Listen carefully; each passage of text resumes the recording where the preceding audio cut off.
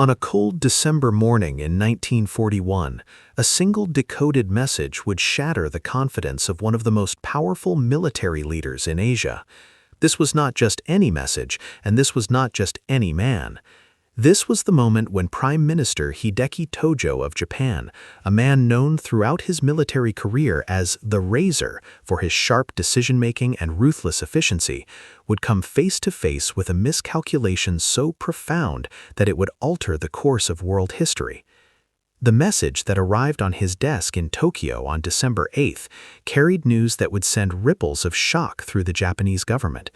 The United States of America, that distant nation across the vast Pacific Ocean, had declared war on Japan with a speed and unity that defied all expectations.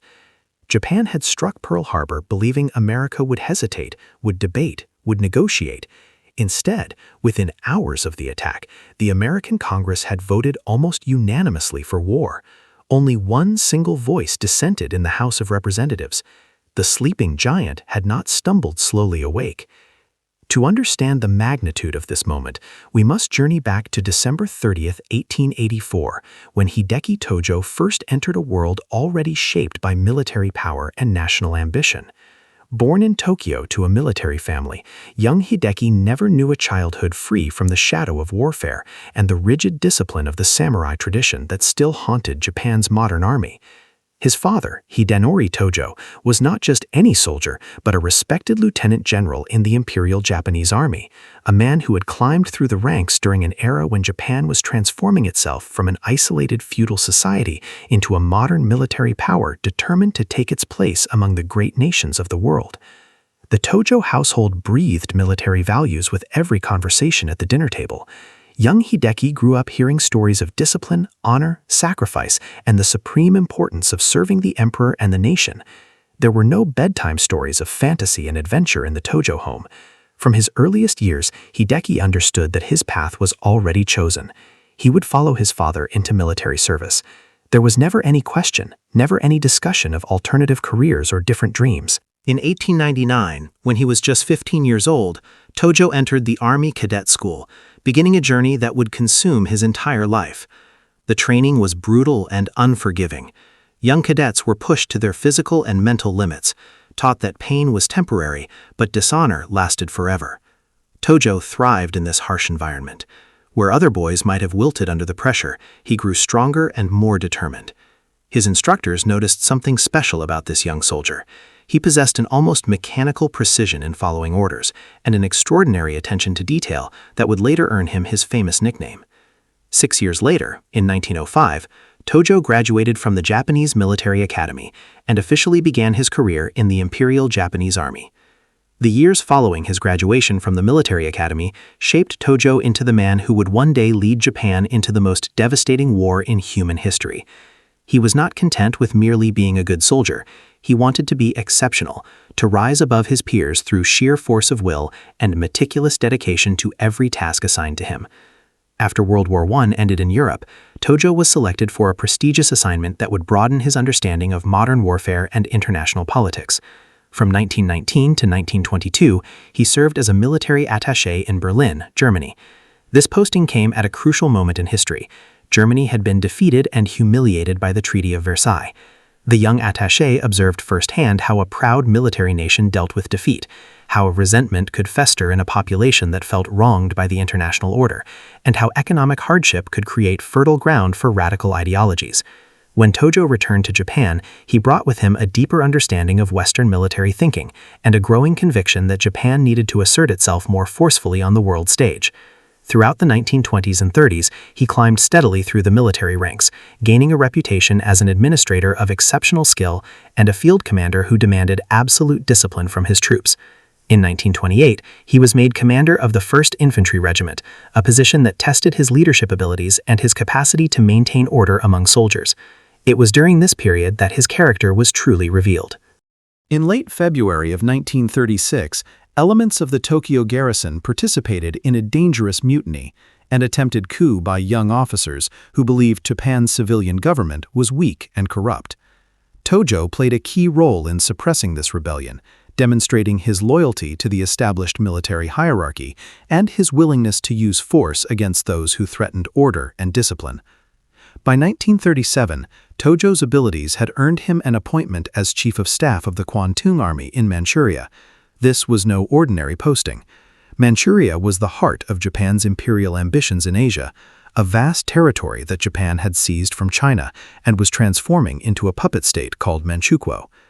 As Chief of Staff, Tojo oversaw military operations in a region where Japan's army acted with virtual independence from civilian control in Tokyo. He witnessed and participated in the brutal occupation of Chinese territory, the suppression of resistance movements, and the establishment of Japanese authority through force and intimidation. The experience hardened him further, convincing him that military power was the ultimate arbiter of international relations, and that nations strong enough to take what they wanted had every right to do so. Weakness invited aggression. Strength commanded respect. Tojo's rise to ultimate power accelerated dramatically as the 1930s drew to a close, and the world slid inexorably towards global conflict. In 1938, he was recalled to Tokyo and appointed Vice Minister of War, a position that placed him at the center of Japan's military and political decision-making. The Empire of Japan was at a crossroads. It had already invaded China and was bogged down in a brutal war of conquest that consumed enormous resources and thousands of lives. The Western powers, particularly the United States and Great Britain, were growing increasingly alarmed at Japan's aggressive expansion and were beginning to impose economic sanctions designed to limit Japan's ability to continue its military adventures.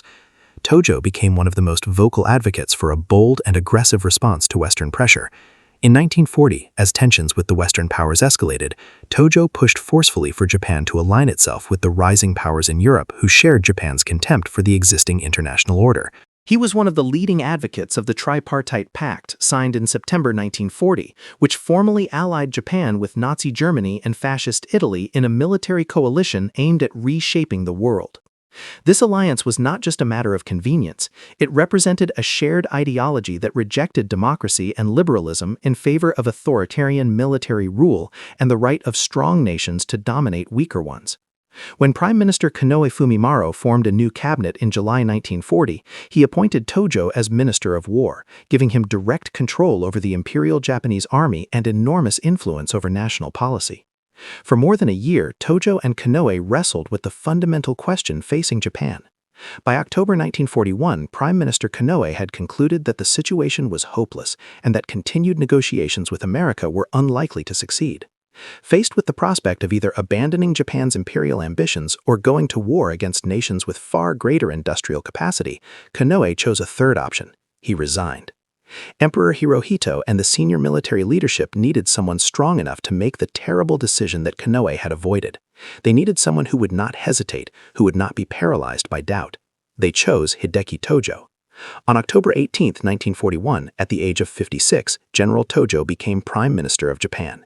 He pledged his government to a Greater East Asia program and a new order in Asia that would free the continent from Western domination and establish Japanese leadership over the entire region. He retained his position as Minister of War, giving him unprecedented control over both military and civilian policy. He also took on the role of Minister of Commerce and Industry, centralizing power in his own hands to a degree rarely seen in Japanese government. Throughout November 1941, while Japanese diplomats in Washington continued to meet with American officials and discuss possible compromises, Tojo and his military planners were preparing for war. The decision had essentially been made at an imperial conference on September 6, 1941, when Japan's leadership agreed that if diplomatic negotiations failed to produce acceptable terms by early October, they would begin hostilities against the United States, Britain, and the Netherlands. When Tojo became Prime Minister in mid-October, he inherited this decision and the ticking clock that accompanied it. The strategy that Japan adopted was born from a combination of ambition and desperation. Japanese military leaders believed they could not defeat the United States in a prolonged conflict. America's industrial capacity was simply too great. If the war dragged on for years, American factories would produce ships and planes and weapons in quantities that Japan could never match. Therefore, Japan's only hope was a swift, devastating blow that would cripple American military power in the Pacific long enough for Japan to seize the resource-rich territories of Southeast Asia, establish a defensive perimeter, and present America with a fait accompli. The architect of the attack plan was Admiral Isuroku Yamamoto, commander of the combined fleet and one of Japan's most brilliant naval strategists. Yamamoto had studied in America and understood the industrial might of the United States better than most of his colleagues. He was deeply skeptical about Japan's chances in a prolonged war and reportedly opposed to the decision to attack America. But once the political leadership made the decision for war, Yamamoto set about planning an operation that would give Japan the best possible chance of success. His target was Pearl Harbor, the main base of the United States Pacific Fleet in Hawaii. If Japan could destroy or severely damage the American battleships and aircraft carriers stationed there, it would buy precious months, perhaps even a year or more, before America could mount an effective counteroffensive in the Pacific. The assumption underlying this entire strategy was that America was fundamentally a weak nation despite its economic power.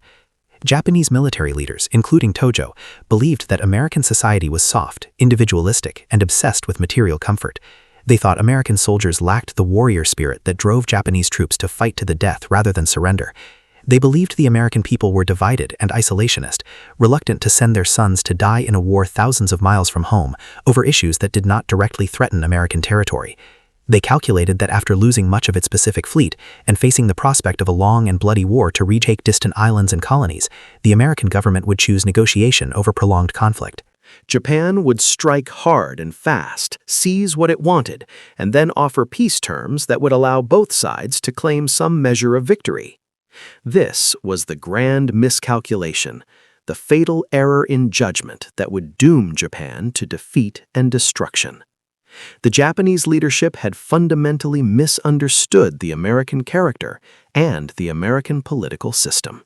On the morning of December 7, 1941, the first wave of Japanese aircraft roared over the peaceful harbor of Pearl Harbor just before 8 o'clock in the morning, Hawaiian time. The attack was a tactical masterpiece of planning and execution. Japanese pilots achieved complete surprise, catching the American forces almost entirely unprepared for combat. Battleships were sunk or severely damaged, aircraft were destroyed on the ground, and thousands of American servicemen were killed or wounded in the span of just a few hours. Back in Tokyo, where it was already December 8th due to the international dateline, Prime Minister Tojo and his cabinet waited anxiously for news of the attack's success. When reports began to arrive confirming that the strike had achieved surprise and inflicted massive damage on the American fleet, there was celebration in the Japanese government. The military leadership congratulated themselves on the brilliance of the plan and the skill of their forces. But even as Japanese leaders celebrated their tactical victory, they failed to grasp the strategic disaster they had unleashed. The attack on Pearl Harbor did not destroy the American will to fight. It forged it. Americans who had been divided about whether to enter the war in Europe, Americans who had wanted to remain neutral and avoid foreign entanglements, Americans who had debated and argued about intervention, all of those divisions evaporated in the flames of Pearl Harbor. The attack was not seen as a military operation between rival powers competing for influence in Asia. It was seen as a treacherous, unprovoked assault on American territory, a sneak attack launched while Japanese diplomats were still talking peace in Washington. The American people were not intimidated. They were outraged. They were unified, and they demanded immediate retaliation. President Franklin D. Roosevelt had long believed that America would eventually need to enter the war against the Axis powers, but he had faced strong isolationist sentiment in Congress and among the public. Pearl Harbor changed everything. He called December 7, 1941, a date which will live in infamy, and detailed the coordinated Japanese attacks not just on Hawaii, but also on Malaya, Hong Kong, Guam, the Philippines, Wake Island, and Midway Island. He spoke of the treachery of launching attacks while diplomatic negotiations were still underway. He asked Congress to declare that a state of war had existed between the United States and Japan since the Japanese attack. The response was immediate and overwhelming. Within 1 hour of Roosevelt's speech, Congress had voted to declare war on Japan. The Senate vote was unanimous. In the House of Representatives, only one person voted against the declaration of war. The American nation, with all its industrial might and population of more than 130 million people, was now fully committed to the destruction of the Japanese Empire. This was the reality that landed on Prime Minister Tojo's desk on the morning of December 8th in Tokyo. The decoded message from Washington brought news that shocked the Japanese leadership to its core. America had not hesitated. America had not debated. America had not divided into factions arguing about whether to respond. Prime Minister Hideki Tojo sat in his office on December 8, 1941, as an aide handed him the decoded message from Washington. The room was quiet, except for the rustle of paper and the distant sounds of celebration elsewhere in the government buildings, where others were still rejoicing over the Pearl Harbor attack's tactical success. Tojo read the message carefully, his expression unchanging. For a man known as the Razor for his sharp decision-making and emotional control, this moment would test his ability to maintain composure. The message confirmed what Japanese intelligence had been reporting throughout the day. The United States Congress had voted to declare war on Japan with almost no opposition. The declaration had come less than 24 hours after the attack on Pearl Harbor, with a speed that defied all the assumptions upon which Japan's war strategy had been based. Japan had expected America to be shocked, perhaps demoralized. They had expected debate in Congress between interventionists and isolationists. They had expected at least several days or even weeks of political maneuvering before America made a formal decision for war. Instead, America had united instantly. Every calculation, every assumption about American weakness and division had proven false. According to historical accounts and documents that emerged after the war, Tojo's reaction was one of shock and profound concern, though he maintained his outward composure as military discipline demanded. He had expected the United States to eventually respond, but not with such speed, and certainly not with such overwhelming unity. The Japanese leadership had gambled that Pearl Harbor would buy them time, that America would need months to mobilize its will and its military forces. They had gambled that isolationist sentiment in America was strong enough to at least delay a full commitment to war in the Pacific, while America was also concerned about the war in Europe. They had gambled that American democracy, with all its debates and competing interests, would be slow to act. Every one of those gambles had failed. In public statements following America's declaration of war, Tojo maintained a facade of confidence. He declared that Japan's cause was just, that the nation was fighting to free Asia from Western colonialism and establish a new order based on Japanese leadership. He rallied the Japanese people to support the war effort and predicted ultimate victory for Japan and its allies.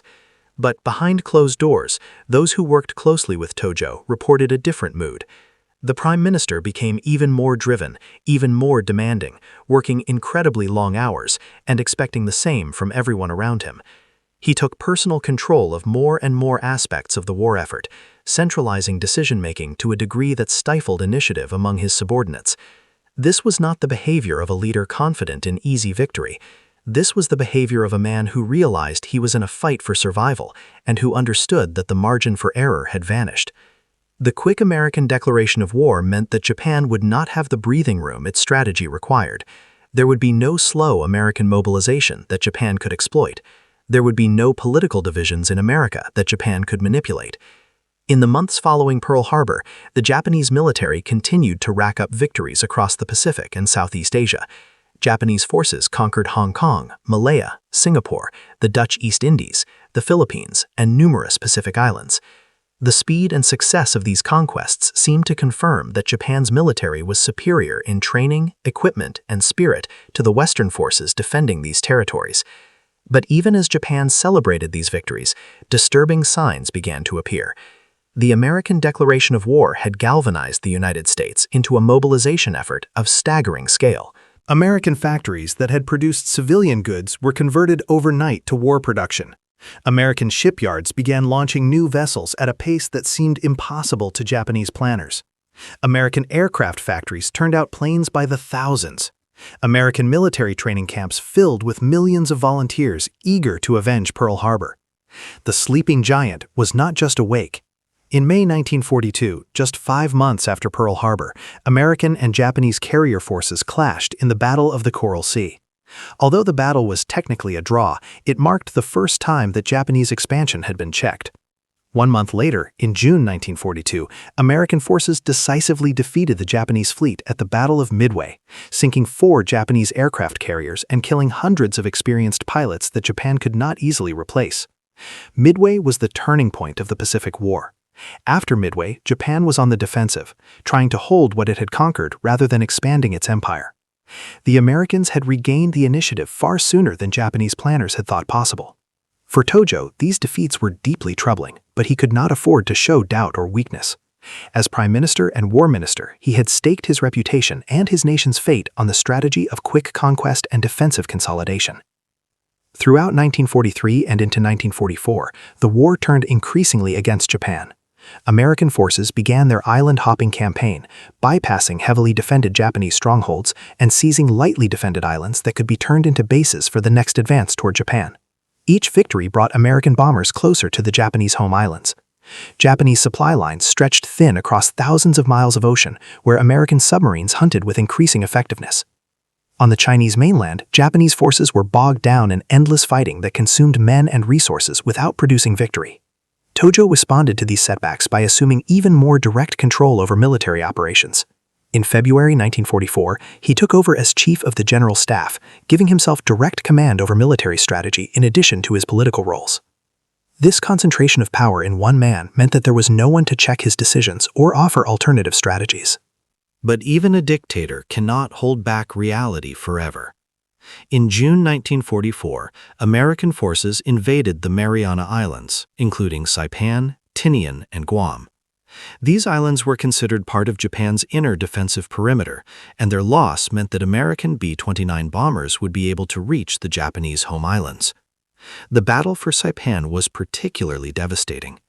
Japanese forces fought with fanatical determination, but they were overwhelmed by superior American firepower and logistics. When Saipan fell in July 1944, it triggered a political crisis in Tokyo. The Japanese leadership could no longer pretend that victory was achievable, or even that Japan could fight the Americans to a negotiated stalemate. The loss of Saipan made Tojo's position as prime minister untenable. Military leaders who had supported him now saw him as a liability. On July 16, 1944, Tojo was removed as chief of the general staff. 2 days later, on July 18th, he and his entire cabinet resigned. His time in power had lasted 2 years and 9 months, during which Japan had gone from initial triumph to looming catastrophe. He was replaced as prime minister by General Koiso Kuniaki, though by this point the identity of Japan's leader mattered little. The war was already lost. For Tojo, the end of his political career did not mean the end of his involvement in the war. He spent the remainder of the conflict in the military reserve, stripped of power but still respected by many in the Japanese military who saw him as a patriot who had tried his best to secure victory for Japan. He watched as American bombers began systematically destroying Japanese cities, as the blockade of the home islands created severe shortages of food and fuel, and as the remaining Japanese military forces were ground down in desperate defensive battles on islands across the Pacific. He witnessed the catastrophic losses at Iwo Jima and Okinawa, battles that demonstrated that Japanese soldiers, no matter how brave or determined, could not overcome American material superiority. And in August 1945, he learned of the atomic bombings of Hiroshima and Nagasaki, weapons of such devastating power that they made further resistance meaningless. On September 11, 1945, American occupation forces came to arrest Tojo as a war criminal.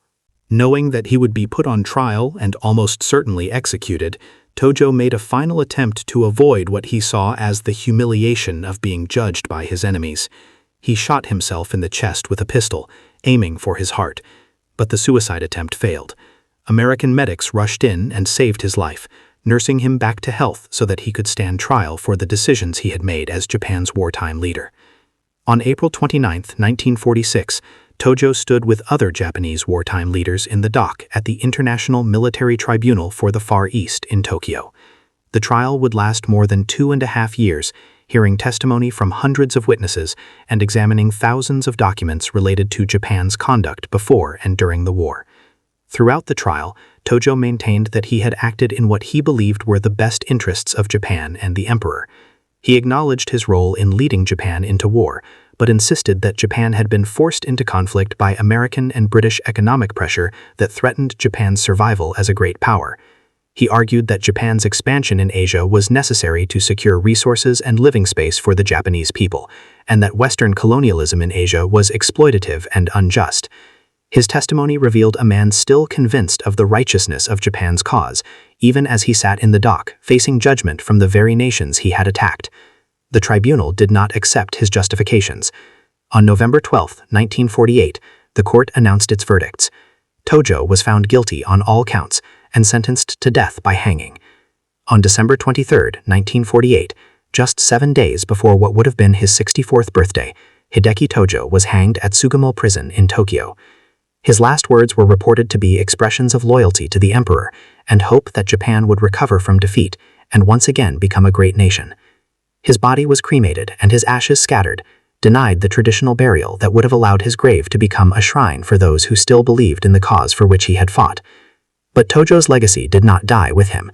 His story became a warning about the dangers of militarism, the folly of underestimating democratic nations, and the catastrophic consequences of leaders who surround themselves with yes-men and refuse to accept uncomfortable truths. When we return to that moment on December 8, 1941, when Tojo received the message about America's swift declaration of war, we confront one of the great what-if questions of history. What if Japan's leaders had truly understood the American character? What if they had realized that Pearl Harbor would unite rather than divide America, that it would strengthen rather than weaken American resolve? What if they had understood that attacking American territory without warning would be seen not as a bold military stroke, but as a treacherous betrayal that would forge American determination into steel? Would Japan have chosen a different path? Would Tojo and his fellow leaders have sought some other way to achieve Japan's goals in Asia without directly attacking American forces? These questions have no simple answers, but what is clear is that the Japanese leadership in 1941 made a catastrophic error in judgment. They mistook American isolationism for weakness. They confused debate and democracy with indecision and cowardice. They assumed that a nation of immigrants from diverse backgrounds could not possibly have the unity and fighting spirit of homogeneous Japan with its ancient warrior traditions. Every one of those assumptions proved fatally wrong. The America that declared war on December 8, 1941, was not the divided, hesitant nation that Japanese planners had envisioned. It was a nation that had been shocked awake, that had been unified by outrage, and that possessed industrial and human resources on a scale that Japan could not hope to match. The speed of America's declaration of war was not a diplomatic formality. It was a declaration of intent to fight with everything America possessed until Japan was defeated. For Tojo, the realization of this miscalculation must have been devastating, though he could never admit it publicly. He had risen to the highest position of power in Japan by being decisive, efficient, and utterly committed to military values of discipline and strength. He had believed that these qualities, embodied in Japan's military and Japanese society, would be sufficient to overcome American material advantages. He had believed that spirit could triumph over steel, that determination could defeat industrial production, that the will to sacrifice could overcome numerical superiority. But war is not a test of character alone. It is also a test of resources, production, logistics, and adaptability. America possessed all of these in quantities that Japan could not match, and once America was fully committed to war, the outcome became inevitable, even if it took years of brutal fighting to reach that conclusion. The moment when Tojo learned of America's swift declaration of war was the moment when he should have understood that Japan could not win, but by then it was far too late to change course. Today, more than 80 years after that fateful December when Japan attacked Pearl Harbor and America declared war with stunning speed, we can see clearly the lessons that history teaches us through Tojo's story. The first and most obvious lesson is that underestimating your opponent is among the most dangerous mistakes a leader can make. Japan's entire war strategy was built on the assumption that America was weak, divided, and unwilling to fight. When those assumptions proved false, Japan had no backup plan, no alternative strategy to fall back on.